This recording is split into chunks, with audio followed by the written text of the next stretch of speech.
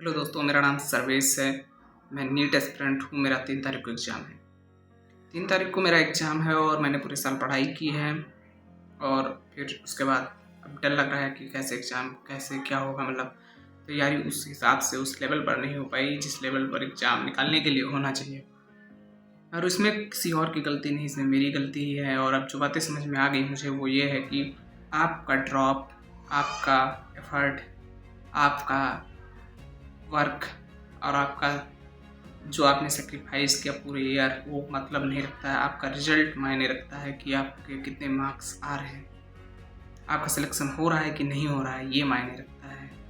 3 तारीख को एग्ज़ाम दूंगा मैं, मेरा सिलेक्शन नहीं होगा, दिस इज़ ट्रू। ये कड़वा है लेकिन ये सच है, क्योंकि पूरे साल जिस हिसाब से पढ़ना चाहिए उस हिसाब से पढ़ाई नहीं की।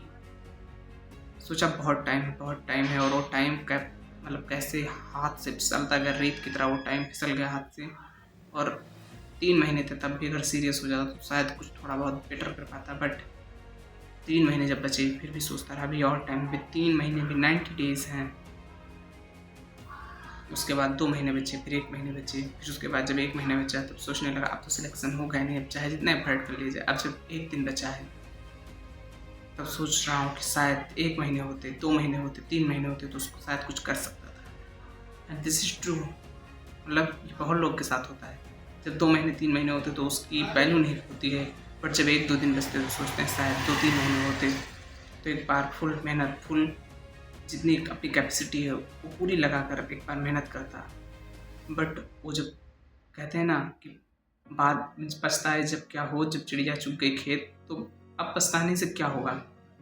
आई नो, मतलब गलती मेरी है, सारी गलती स्टूडेंट्स की होती है। अप्रॉक्स मतलब 99% गलती स्टूडेंट्स की होती है इन केसेस में जब वो कोई एग्ज़ाम क्रैक नहीं कर पाता।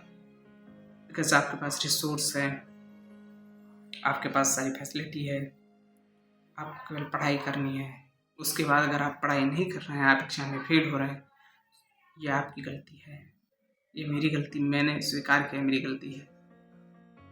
ड्रॉप मायने नहीं रखता कि आप 1 ड्रॉप ले रहे हैं, 2 ड्रॉप ले रहे हैं, 3 ड्रॉप ले रहे हैं। आपका मायने रखता है कि आप उस लिए हुए ड्रॉप में कितना पढ़ रहे हैं। आप 4 ड्रॉप ले लीजिए, आपका सिलेक्शन नहीं होगा, और आप 1 ड्रॉप लीजिए, आपका सिलेक्शन होगा। बट बशर्ते उन दोनों ड्रॉप में डिफरेंस ये होगा कि आप 4 ड्रॉप लेकर भी सीरियस नहीं हैं, आप पढ़ाई के प्रति उतना डेडिकेटेड नहीं हैं। बट वो फर्स्ट ड्रॉप लेकर जो तैयारी कर रहा है वो बहुत ही डेडिकेटेड है, वो तैयारी अच्छे से कर रहा है। तो यार मतलब अब एग्ज़ाम देना है 3 तारीख को जाकर सेंटर पर,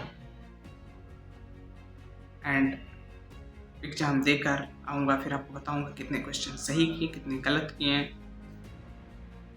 सारी बातें आपसे बताऊँगा, फिर से एक वीडियो बनाऊँगा। एंड अगर ड्रॉप लूँगा तो भी दिखाऊँगा कि मतलब कैसे ड्रॉप लिया मैंने, क्या स्ट्रेटजी रहेगी ड्रॉप ईयर की मेरी, ये भी मैं आपके साथ साझा करूँगा। क्योंकि ये पूरा साल मैंने बर्बाद कर दिया।